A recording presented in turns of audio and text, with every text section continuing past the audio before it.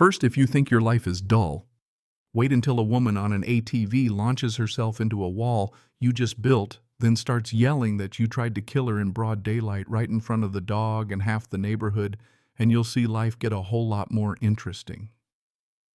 That morning, the crunch of gravel under tires hit like a pinprick. My coffee sloshed and right in front of me. Karen's bright red ATV sailed like a cannonball and then slammed down. She flipped over the handlebars and landed on her back in a cloud of dirt and humiliation. It was ridiculous and a little bitter all at once. She screamed, "You tried to kill me," her little dog, barking madly in the crate behind her, her phone and sun visor scattering across the grass. It looked like a bad sketch I'd never signed up for. Act 1. The peak. The conflict appears. I took one slow sip of coffee and pointed at the big sign on the wall. Private property. No access. This was the third time that week she'd cut through, and now she was playing the victim. At first I thought it was a one-off, then an accident. Then it became a habit. Every morning the engine would start up and she'd tear through the back acreage like she was training for suburban motocross, as if that path belonged to her by birthright. One day I went out to stop her. She waved like we were in a sitcom and kept riding. I checked the deed, no easements, no shared right-of-way. That trail was 100% mine. I tried the polite stuff, no trespassing signs, reflectors, friendly reminders. She said the signs must have blown down, called the reflectors an eyesore, and threatened to report me to the HOA. That's when I learned Karen wasn't just any neighbor. She'd declared herself the HOA's enforcer. No one voted her in, but she had a homemade badge and treated it like real authority. She started slipping passive-aggressive notices about my tools or my mailbox being half an inch too low. Intimidation, plain and simple, because I wouldn't let her use my shortcut. So I decided to make a statement. I spent the weekend building a solid wooden wall across the trail, concrete anchors, cedar beams, something that would actually stop a determined Karen. I installed 2 game cameras, one high and one low, so there'd be no dispute if she came through again. And yeah, I painted a snarky wooden sign, "End of the road for shortcut queens." Maybe petty, sure, but after months of her nonsense, it felt justified. The morning she crashed into it was the first peaceful moment I'd had in weeks, and of course peace didn't last. She hobbled up to my porch, banging on the door in a high-heeled gardening clog, screaming about lawsuits and medical emergencies. "You can't build a death trap on a trail," she shrieked. "You'll be hearing from my lawyer." I calmly reminded her she was trespassing and showed her the camera footage of her riding across my land and the earlier videos of her ignoring the signs. Her face matched her ATV. She muttered about HOA bylaws and stormed off, dragging a busted ATV behind her, the dog snapping at her heels. That night I saw motion lights trained on the wall. I walked out and found Karen in her yard with binoculars and a notepad taking pictures like she was building a legal case. The next day, an official-looking HOA notice slid under my door claiming I'd put up an unauthorized barrier that violated community standards, signed Enforcement Liaison Karen. I drove to the county office the next morning and double-checked my land was not under HOA jurisdiction. It had been formally exempt for years, a relic from when the lot was agricultural. The clerk gave me a stamped copy of the original waiver. I smiled on the drive home. Karen had no legal leg to stand on, but she was about to trip over her own nonsense. That evening she returned with backup 2 HOA board friends, measuring, photographing, whispering like kids, plotting mischief behind the gym. They left in a huff. I thought maybe they'd finally accepted defeat. I was wrong. Later that night, reviewing game camera footage, I saw one of Karen's friends glance up at the camera, reach into a bag, and pull out a can of spray paint. They weren't done, they were planning something. The war wasn't over, it had just escalated. 2 days after Karen's ATV stunt, the neighborhood buzzed. Walkers slowed down near my property. Some nodded in approval, others looked away. Karen rallied flyers, hit mailboxes, emergency HOA meeting, purposely vague, but everyone knew what it meant. She was coming for the wall, she was coming for me. I wasn't technically on the HOA roster anymore, but the property was adjacent, so I attended the meeting as a concerned neighbor, 5 minutes early, water bottle in hand, a GoPro tucked into my shirt pocket. The clubhouse smelled of lemon water and performance. Karen stood in front, pearl necklace and pastel cardigan, looking like a candidate for some small-town office, eyes sharp as a storm. She launched into what she called a presentation, really a rant holding up a blown-up photo of her flipped ATV next to my wall like it was evidence of a war crime. This dangerous, unapproved barrier is across a historic community access route, she declared, using words like historic and community as if they were legally binding. Anyone who'd lived there a decade knew that trail was a leftover tractor path from the 80s. Still, she twisted the story like a pro, implying dozens used it daily. I scanned the room, nobody nodded. Many avoided eye contact. Then came the threats. She brandished fake violation slips and announced I'd been fined $12,000 for a stack of nonsense violations, visual obstruction, unauthorized structure, safety hazards. It was an impressive pile of nonsense. I didn't flinch. When the floor opened, I stood, thanked her for the entertainment, and told the room my land wasn't under HOA jurisdiction. I handed out stamped exemption papers from the county. I showed the camera footage, the signs, the repeated trespasses, the harassment. People shifted in their seats. A few whispered, "Finally." Karen went pale. She tried to pivot, acknowledging I might be technically exempt, but saying I was part of the community and should respect norms. That's when I dropped the final bomb. I told them I had legal counsel, and that any more false notices would be met with county involvement for harassment and abuse of power. Karen looked like she'd swallowed a lemon.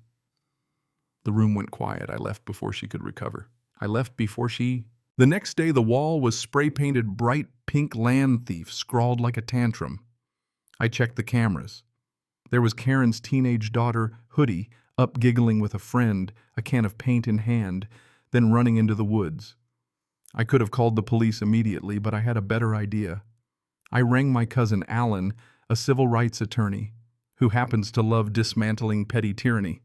He laughed for 5 minutes when I explained it, then showed up the next day with a calm smile, a stack of letters, and a digital folder to drop on anyone who pushed the boundary. We went to the next HOA meeting together.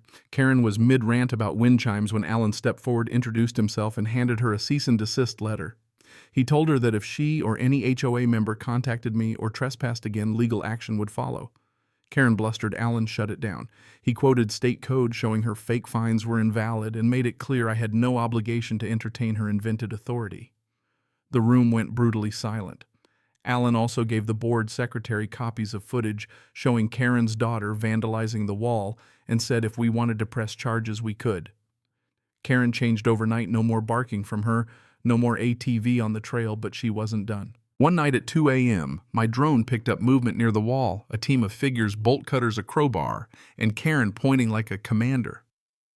They targeted the section not reinforced with concrete, prying and tearing.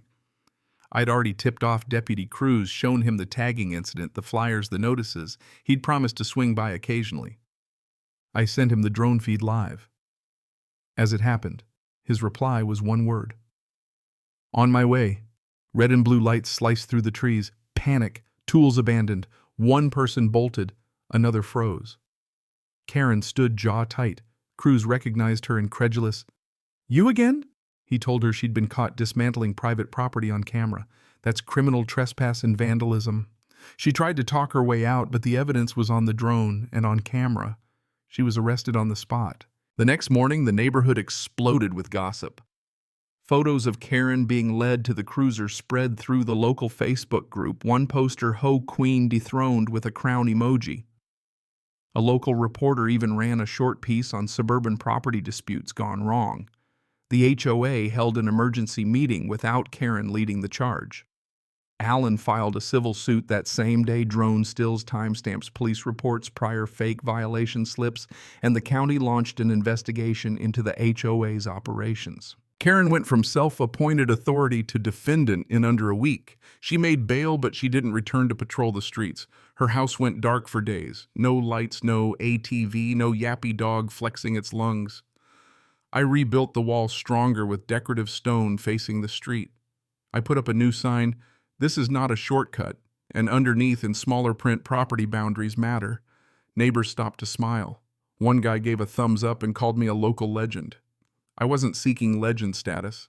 I wanted peace. Karen had tried to bulldoze me, now legal fences closed over her. The courthouse was quiet except for the click of Karen's heels on tile. She came in with a young attorney in a pink jacket, pearls swinging, trying to look brunch ready. I sat by Alan, who calmly cued the drone footage on his tablet. He walked the court through the sequence, the nighttime demolition, the spray painting, the stamped exemption paperwork. One of Alan's witnesses, Harold, an HOA board member, who testified Karen coerced members by threatening to fine them until they complied. That shifted everything. It turned this from vandalism into coercion and abuse of power. The judge didn't need many questions. Karen had expected a slap on the wrist. Instead, she faced damages, a restraining order, and an HOA oversight review. She froze as the ruling landed, liable on all counts, fined, ordered to stay 300 feet away, and her HOA's practices referred for review. After the ruling, the whispers followed her out of the courtroom. A reporter snapped a photo as she stormed out, pearls clacking. Alan joked, "I hope she appeals. I could use round 2. Karen tried to retrieve her ATV from impound and was told it would be held as part of an ongoing property crime investigation. She screamed about back issues and needing it for wellness, but she had no medical paperwork. They turned her away. 2 more board members resigned. The HOA president posted that enforcement activity would be suspended pending review, basically an admission of dysfunction. People who'd once backed Karen quietly deleted their comments. One neighbor even knocked and apologized for believing the stories I told her I preferred chickens to conspiracies. When Karen moved out one Sunday loading a rental truck with her daughter, nobody waved. She left quietly. A week later, I found something odd on her old side of the property line, a slab of decorative concrete and a small shed half hidden under weeds. She'd built it 2 years earlier, and it sat partly on my land.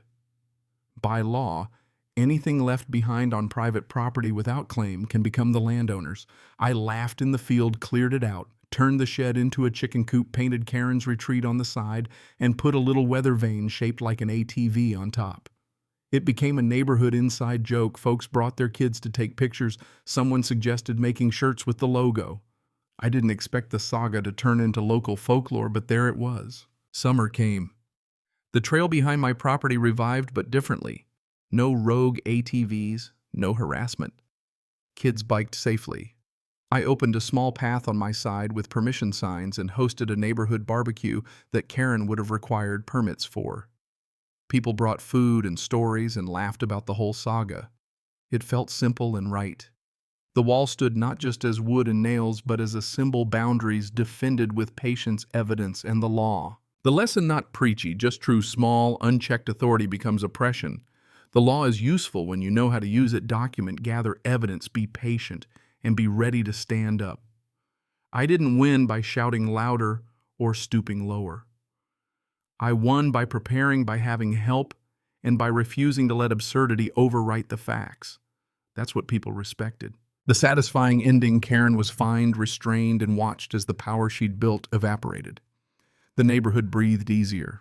Sometimes justice isn't a roar. It's a stack of evidence, a willing lawyer, a few cameras, and neighbors who won't look away. I tacked up the new sign, hosted a small grill, and watched kids pedal safely down the new path. Folks pass by, tap the wood, smile, and say, "Good for him." That to me is worth more than court rulings or viral fame. But here's a question to stir the pot when someone steps up for the community and crowns themselves with authority.